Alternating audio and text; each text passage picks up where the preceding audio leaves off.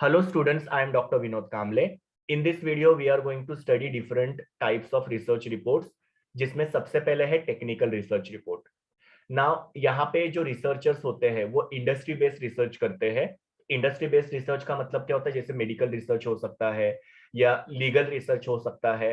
तो इस तरीके से यहाँ पे रिसर्चर जो होते हैं वो इंडस्ट्री बेस्ड रिसर्च करते हैं और उसका डिटेल डॉक्यूमेंट जो होता है उसको प्रेजेंट किया जाता है, उसको टेक्निकल रिसर्च रिपोर्ट बोला जाता है। ये रिपोर्ट जो होता है वो हाईली स्पेशलाइज्ड होता है, मतलब ये जनरल पब्लिक के लिए नहीं होता है। कुछ ऐसे टेक्निकल ऑडियंस होते हैं जिनको इसमें से इंफॉर्मेशन मिलता है। नो टेक्निकल ऑडियंस का मतलब क्या होता है कि कुछ ऐसे इंडिविजुअल्स होते हैं जो अबव एवरेज नॉलेज रखते हैं पर्टिकुलर फील्ड का, जैसे डॉक्टर्स है। तो डॉक्टर्स के लिए यहाँ पे एक रिसर्च रिपोर्ट होगा जिसके अंदर मेडिसिन के बारे में या मेडिकल रिसर्च करके उसके अंदर सारे जो फैक्ट्स है वो मेंशन किए रहेंगे जो डॉक्टर अच्छे से समझ सकते हैं। या किसी लीगल एस्पेक्ट के ऊपर रिसर्च किया गया है और उसका रिसर्च रिपोर्ट प्रिपेयर किया गया है, तो जो भी लॉ को समझने वाले सॉलिसिटर्स हो सकते हैं, लॉयर्स हो सकते हैं, उनके लिए ये पर्टिकुलर रिसर्च रिपोर्ट होता है। तो टेक्निकल रिसर्च रिपोर्ट जो होता है वो जनरल पब्लिक के लिए नहीं होता है, टेक्निकल ऑडियंस के लिए होता है जो पर्टिकुलर फील्ड में अबव एवरेज नॉलेज रखते हैं, मतलब उनको उस पर्टिकुलर फील्ड का ज्यादा नॉलेज है। तो इसके लिए इसको हाईली स्पेशलाइज्ड रिपोर्ट बोला जाता है। जैसे मैंने आप लोगों को बोला कि टेक्निकल रिसर्च रिपोर्ट जो होता है वो डिटेल डॉक्यूमेंट होता है जिसके अंदर सारी चीजें डिटेल में दी रहती है, जैसे रिसर्च का प्रोसेस, किस तरीके से रिसर्च किया गया, फिर पूरा स्टैटिस्टिकल एनालिसिस, मतलब सारा जो डेटा का एनालिसिस किया वो पूरा वहां पे मेंशन किया रहता है, सैम्पलिंग मेथड कौन सा यूज किया गया। तो हर एक चीज को इस टेक्निकल रिसर्च रिपोर्ट के अंदर डिटेल में मेंशन किया रहता है। और प्लस यहाँ पे ये जो टेक्निकल रिसर्च रिपोर्ट होता है इसकी लैंग्वेज काफी ज्यादा स्पेशलाइज्ड होती है। बहुत सारे जार्गन्स जिसको हम लोग टेक्निकल वर्ड्स बोलते हैं वो भी उसके अंदर यूज किए रहते हैं। तो इसके लिए मैंने आप लोगों को क्या बोला कि टेक्निकल रिसर्च रिपोर्ट जो होता है उसकी लैंग्वेज जो होती है वो जनरल पब्लिक को नहीं समझ में आएगी। उस पर्टिकुलर फील्ड में जो टेक्निकल पर्सन है उसको ही वो रिपोर्ट पढ़ने के बाद में वो लैंग्वेज समझ में आएगी। तो इसकी लैंग्वेज थोड़ी हाईली स्पेशलाइज्ड होती है और काफी सारे जार्गन्स यहाँ पे यूज किए जाते हैं। टेक्निकल रिसर्च रिपोर्ट के एग्जांपल जैसे मैंने आपको बोला कि कोई भी लीगल रिसर्च रिपोर्ट हो सकता है या कोई भी मेडिकल रिसर्च रिपोर्ट हो सकता है। जैसे कि कोई लीगल एस्पेक्ट के ऊपर रिसर्च किया गया और उसका पूरा जो फाइंडिंग्स है वो एक रिसर्च रिपोर्ट के अंदर लिखा गया, तो उसको हम लोग क्या बोलेंगे, लीगल रिसर्च रिपोर्ट, जो एक टेक्निकल रिसर्च रिपोर्ट हो सकता है बिकॉज वो सिर्फ लॉयर्स या फिर सॉलिसिटर जो होते हैं वो समझ सकते हैं। या कोई मेडिकल किसी बीमारी के बारे में रिसर्च किया गया और उसका एक रिसर्च रिपोर्ट प्रिपेयर किया गया, तो उसको भी हम लोग यहाँ पे टेक्निकल रिसर्च रिपोर्ट बोलेंगे बिकॉज वो डॉक्टर्स को ही समझ में आएगा या फिर उस पर्टिकुलर बीमारी के बारे में जो स्पेशलाइज पर्सन है उनको वो ज्यादा अच्छे से समझ में आएगा। तो इस तरीके से टेक्निकल रिसर्च रिपोर्ट जो होता है वो डिटेल डॉक्यूमेंट होता है जिसके अंदर एक पर्टिकुलर फील्ड में अबव एवरेज नॉलेज रखने वाले लोगों के लिए काफी सारी इंफॉर्मेशन जो होती है वो अवेलेबल होती है। मतलब जनरल पब्लिक के लिए ये रिसर्च रिपोर्ट कोई काम का नहीं होता है बिकॉज इसके अंदर काफी टेक्निकल लैंग्वेज यूज की रहती है, जैसे कि लीगल रिसर्च रिपोर्ट हो सकता है या मेडिकल रिसर्च रिपोर्ट हो सकता है।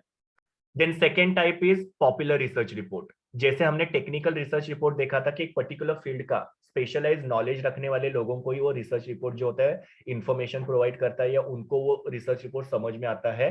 उसी तरीके से पॉपुलर रिसर्च रिपोर्ट जो होता है वो उसके अपोजिट होता है। पॉपुलर रिसर्च रिपोर्ट जो होता है वो जनरल ऑडियंस के लिए होता है। यहाँ पे किसी भी पर्टिकुलर फील्ड का नॉलेज होना जरूरी नहीं है। कोई भी पर्सन वो रिसर्च रिपोर्ट को अगर पढ़ेगा तो उसको वो पर्टिकुलर रिसर्च रिपोर्ट जो उसकी लैंग्वेज जो है इजीली समझ में आएगी या उसका जो प्रॉब्लम है वो इजीली समझ में आएगा। सो पॉपुलर रिसर्च रिपोर्ट जो होता है जनरल ऑडियंस के लिए होता है। बेसिकली ये पॉपुलर रिसर्च रिपोर्ट जो है इसका एम क्या होता है, तो यहाँ पे सबको इंफॉर्मेशन मिले ये उसका एम होता है। फिर बाद में ये रिसर्च रिपोर्ट जो होता है एकदम सिंपल लैंग्वेज में लिखा रहता है जिसके वजह से वो रिसर्च रिपोर्ट के जो भी फाइंडिंग्स है और रिकमेंडेशंस है वो सबको इजीली समझ में आते हैं। यहाँ पे हम लोग एग्जांपल लेते हैं कि न्यूज़पेपर या मैगजीन के अंदर जो भी इंफॉर्मेशन होती है उसको हम लोग पॉपुलर रिसर्च रिपोर्ट बोल सकते हैं। तो यहाँ पे आप लोग देख सकते हो कि टेक्निकल रिसर्च रिपोर्ट और पॉपुलर रिसर्च रिपोर्ट एक दूसरे के अपोजिट है। टेक्निकल रिसर्च रिपोर्ट जो होता है वो स्पेसिफिक लोगों के लिए होता है जो उस पर्टिकुलर फील्ड का नॉलेज रखते हैं। पॉपुलर रिसर्च रिपोर्ट जो होता है जनरल पब्लिक के लिए होता है जहां पे पर्टिकुलर फील्ड का नॉलेज होना जरूरी नहीं है। टेक्निकल रिपोर्ट की जो लैंग्वेज होती है वो थोड़ी सी कॉम्प्लेक्स होती है, जार्गन ज्यादा यूज किए जाते हैं। पॉपुलर रिसर्च रिपोर्ट की लैंग्वेज जो होती है एकदम सिंपल होती है जो कोई भी समझ सकता है। जैसे मेडिकल रिसर्च रिपोर्ट हो सकता है, लीगल रिसर्च रिपोर्ट हो सकता है, तो वो टेक्निकल रिपोर्ट के एग्जांपल्स है। उसी तरीके से न्यूज़पेपर या मैगजीन के अंदर जो भी इंफॉर्मेशन प्रोवाइड की गई है वो पॉपुलर रिसर्च रिपोर्ट का एग्जांपल है। Then next type is interim report. Interim का मतलब क्या होता है? In between. मतलब ये रिसर्च रिपोर्ट जो होता है वो इन बिटवीन प्रेजेंट किया जाता है। अभी इन बिटवीन क्यों प्रेजेंट किया जाता है? तो काफी सारे रिसर्च ऐसे होते हैं जो लंबे समय के लिए चलते हैं, जैसे 1 साल, 2 साल या 3 साल के लिए रिसर्च जो होते हैं वो चलते रहते हैं। यहाँ पे डेटा कलेक्शन और रिजल्ट प्रेजेंटेशन में काफी ज्यादा टाइम लैग होता है। मतलब सपोज डेटा कलेक्शन हम लोग ने इस मंथ में कंप्लीट किया, और उसका रिजल्ट प्रेजेंट करने के लिए शायद तक और 1 साल लग सकता है, या 1.5 साल लग सकता है, या 2 साल लग सकते हैं।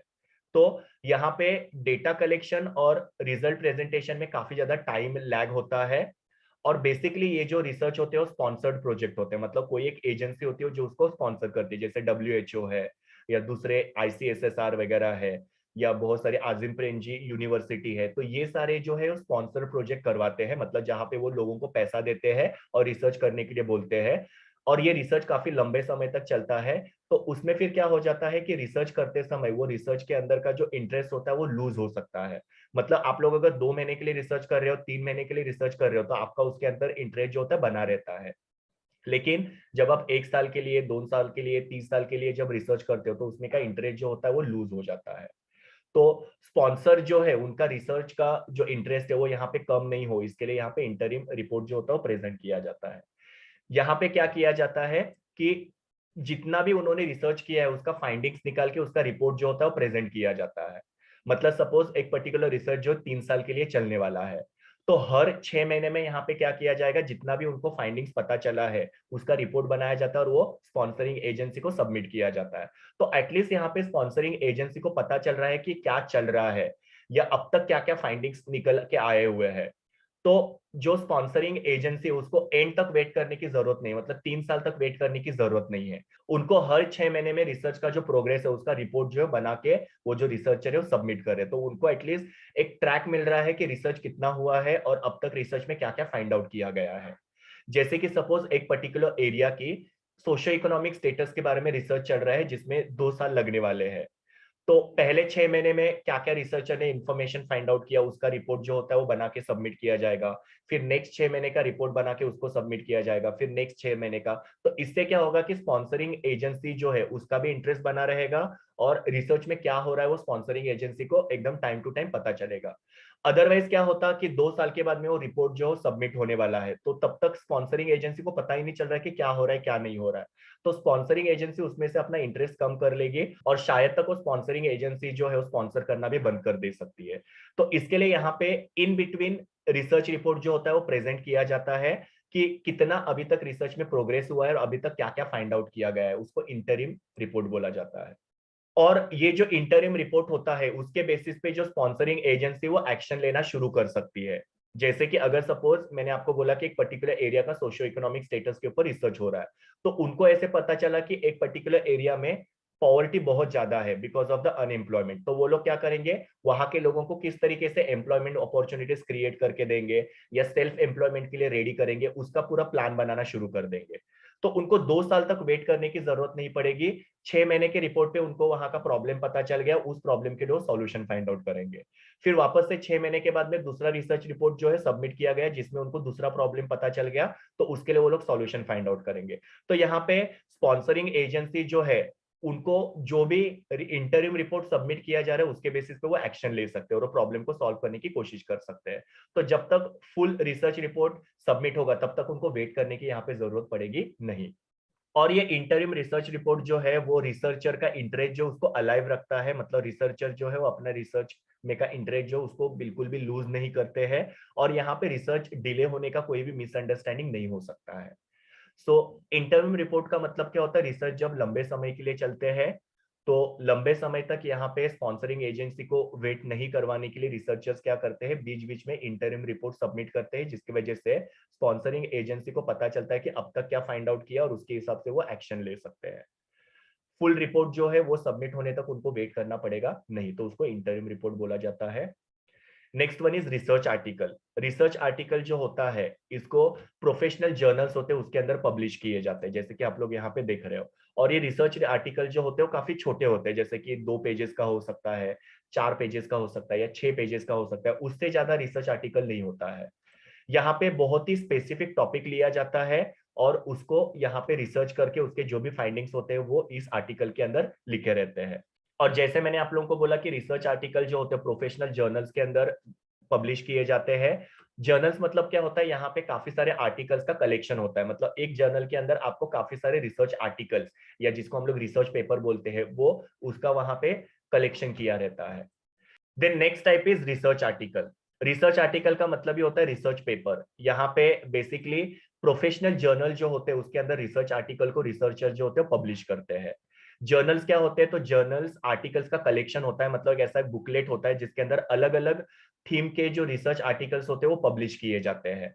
और ये जो रिसर्च आर्टिकल्स होते हैं वो एक स्पेसिफिक प्रॉब्लम के बारे में हो सकते हैं, जैसे कि socio economic status of the people living in the Palghar district, या फिर problem face by BST commuters in Mumbai region. ये ऐसे स्पेसिफिक टॉपिक के ऊपर यहाँ पे रिसर्च किया जाता है और उसका आर्टिकल जो होता है वो प्रोफेशनल जर्नल्स के अंदर पब्लिश किया जाता है। और ये रिसर्च आर्टिकल जो होते हैं काफी छोटे होते हैं, मतलब 2 पेजेस के हो सकते हैं, 4 पेजेस के हो सकते हैं, 6 पेजेस के हो सकते हैं, उससे ज्यादा ये रिसर्च आर्टिकल्स नहीं हो सकते हैं। अदरवाइज वो जर्नल जो है काफी हेवी हो जाएगा। तो मैक्सिमम 6 पेजेस तक या 8 पेजेस तक ये रिसर्च आर्टिकल होते हैं, और जिसके अंदर रिसर्चर पूरा रिसर्च करके उसके फाइंडिंग जो होते हैं वो रिसर्च मेथोडोलॉजी के साथ रिसर्च आर्टिकल के अंदर पब्लिश किए जाते हैं। और ये जो रिसर्च आर्टिकल्स होते हैं वो एक्सपर्ट्स एक्सपर्ट्स के लिए लिखते हैं, मतलब एक एक्सपर्ट ने दूसरे एक्सपर्ट के लिए ये रिसर्च आर्टिकल्स लिखे रहते हैं, जिससे क्या होता है सबका नॉलेज जो होता है बढ़ने में हेल्प होता है। तो आप लोग भी अलग अलग जर्नल्स देख सकते हो जिसके अंदर अलग अलग रिसर्च पेपर जो होते हैं पब्लिश किए जाते हैं, जो दूसरे लोग पढ़ के उनको पर्टिकुलर फील्ड का नॉलेज मिल सकता है। ये रिसर्च आर्टिकल जो होते हैं इसको ऑनलाइन फॉर्म में भी पब्लिश किया जा सकता है या प्रिंट फॉर्म में भी पब्लिश किया जा सकता है, जैसे कि आप लोग किसी भी रिसर्च आर्टिकल के बारे में गूगल के अंदर सर्च कर सकते हो और आपको पूरा आर्टिकल जो वहां पे ऑनलाइन फॉर्म में मिल सकता है।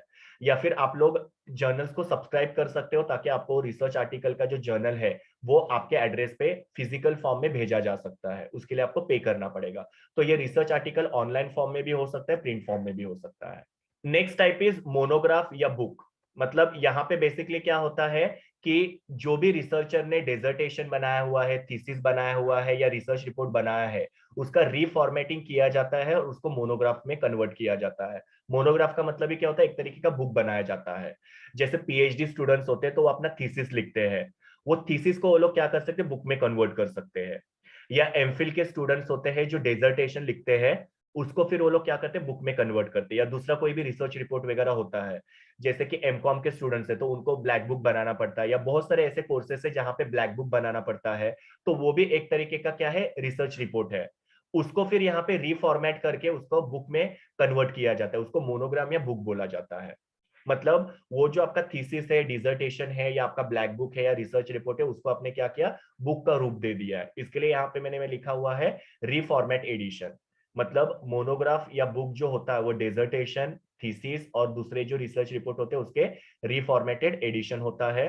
बेसिकली मोनोग्राफ जो होते हैं वो कमर्शियल स्कॉलरली पब्लिशर जो होते हैं वो पब्लिश करते हैं। मतलब कुछ ऐसे पब्लिशर्स हैं जो क्या करते हैं, जो स्कॉलर्स होते हैं जिन्होंने वो डेजर्टेशन लिखा है या फिर थीसिस लिखा हुआ है, रिसर्च रिपोर्ट लिखा हुआ है, उनको यहाँ पे रॉयल्टी दी जाती है और उनके पास से वो कंटेंट जो होता है वो लिया जाता है और उसका मोनोग्राफ में कन्वर्ट किया जाता है।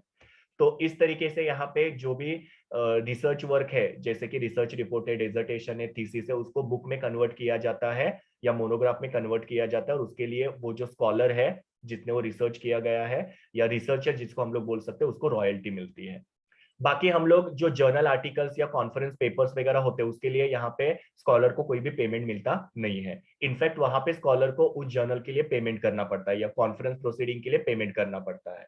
लेकिन मोनोग्राफ और बुक के अंदर क्या होता है कि वो जो स्कॉलर है जिसने वो थीसिस या डेजर्टेशन लिखा हुआ है, जो उस पब्लिशर को अपना वर्क दे रहा है, उसके बदले में वो पब्लिशर उसको रॉयल्टी पे करते हैं।